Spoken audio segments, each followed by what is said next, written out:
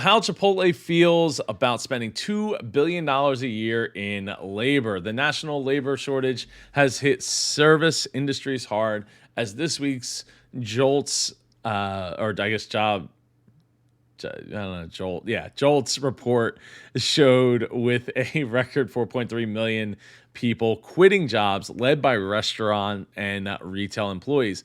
Wage inflation is a big focus amid a tight jobs market and record openings. But Chipotle says thinking about labor as a cost is a mistake. It is investing roughly $2 billion a year in labor, and its senior leaders say that is part of long-term return on investment strategy.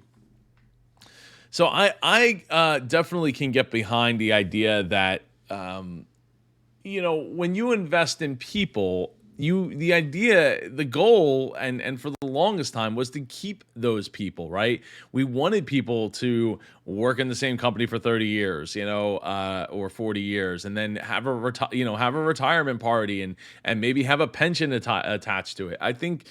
Um I think that creating a culture where people can come up through the ranks is so important. Look, when we were back in the Pardo truck parts days, right? We had a system. I mean, I think there was some room for improvement, but our system was like we took people in, they worked, at the lowest end of the totem pole, working in the warehouse, getting to know the parts, getting to know the people, getting to know the customers when they came in the back to do deliver, to do pickups of what they ordered or ordered up front. And we had many people actually work their way up to go from working in the warehouse to potentially working as the warehouse manager. But the goal was to get to the counter, right? To work with, be front facing with the customers, get another deeper level of understanding of the business and the customer base and the industry, the trucking industry as a whole.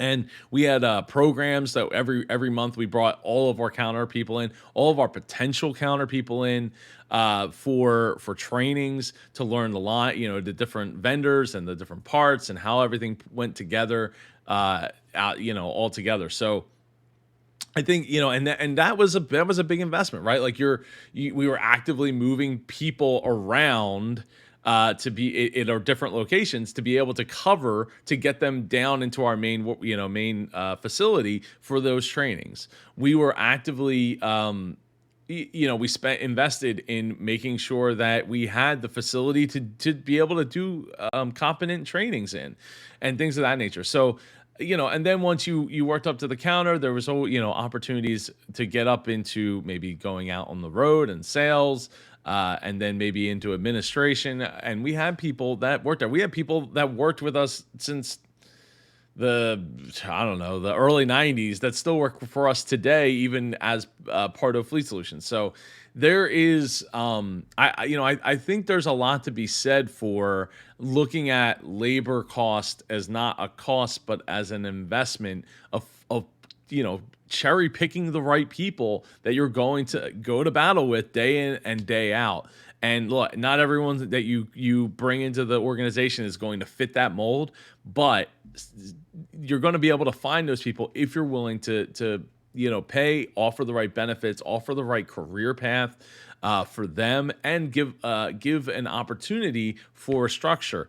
I think that while plenty of articles will tell you you're basically silly if you stay at the same job for more than 2 years in a row.